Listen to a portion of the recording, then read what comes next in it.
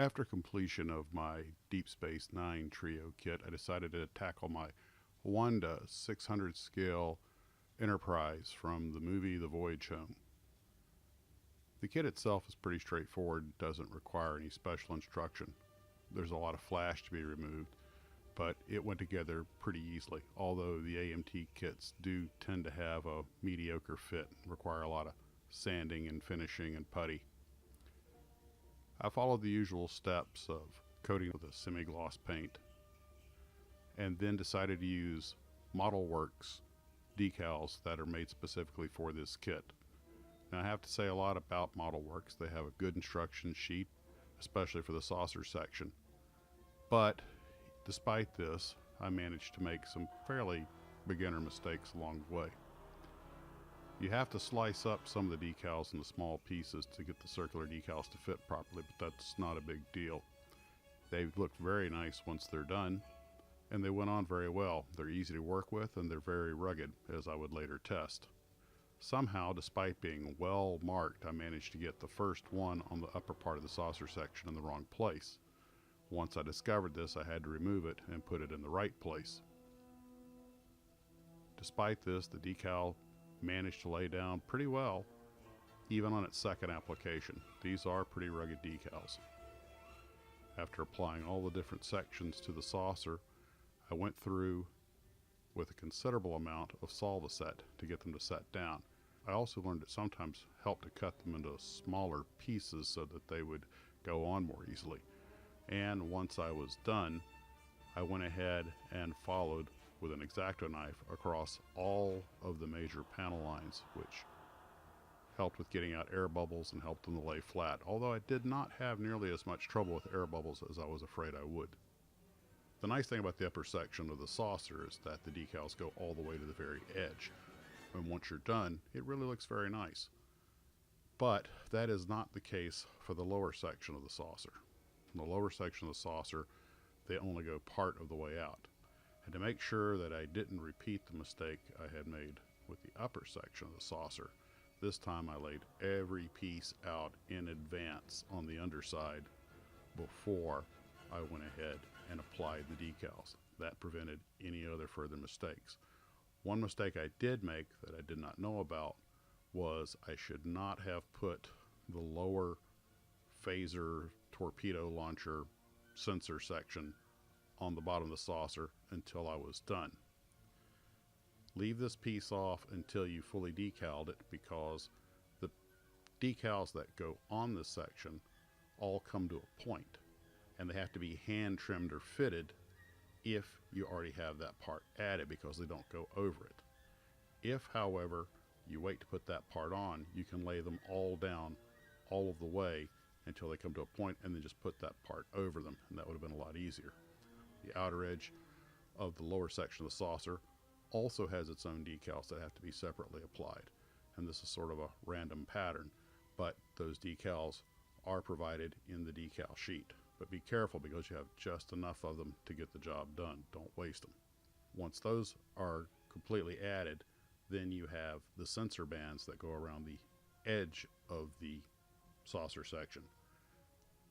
Now there are two separate decal sheets or groups that you buy. One is just the Aztek pattern. The sensor bands come with the additional sheet of Enterprise decals, which are purchased separately, and I definitely recommend them to make the job a lot easier.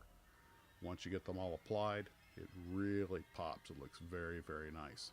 Unfortunately, I did not realize that there was some painting I should have done before I got started that I thought the decals were going to cover, and they didn't. So you need to be very clear on what gets covered with decals and what needs to be painted. When I started on the secondary hull, I was using various screen grabs from the internet, and unfortunately some of them were different than others. There's a lot of sources out there, and depending on which movie and which version of the ship, there are a surprising number of differences. I went ahead and applied the Aztek decals to the secondary hull when I realized that the top section where the engine pylons mate does not have decals. That I should have painted before I started applying the decals. There is a decal sheet out there for them, but That's from a different company, and I did not have it. So I wound up having to try and tape off and paint the model once I already had the decals on it, and that was a disaster on wheels. Primarily because when I set it up to dry overnight, I'd used some thinned out acrylic paint that would flow easily, and it got underneath the Aztek decal sheets and went through all of the engravings that were on the model, and it made a mess out of it.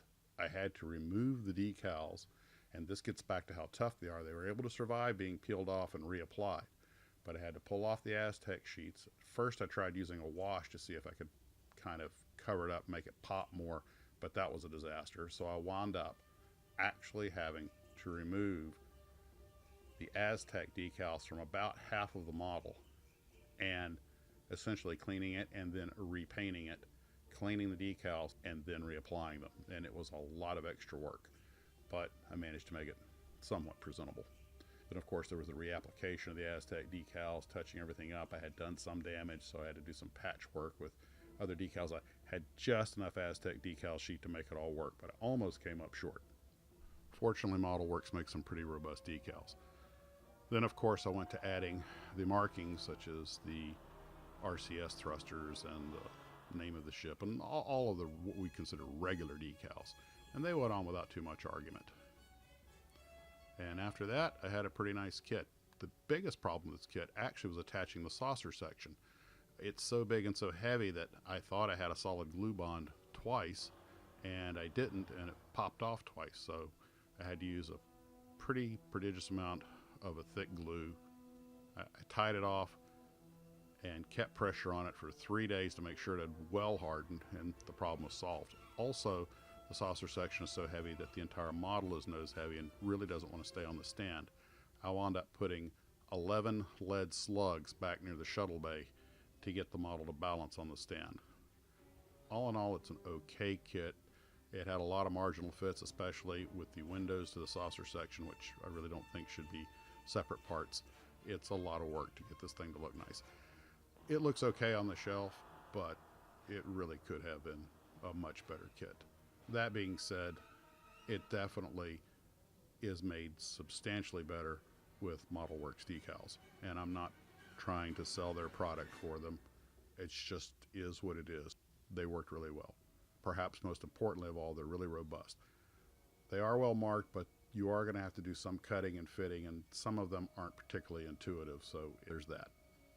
But anyway, I have the model on the shelf. I really like it, and I could recommend it.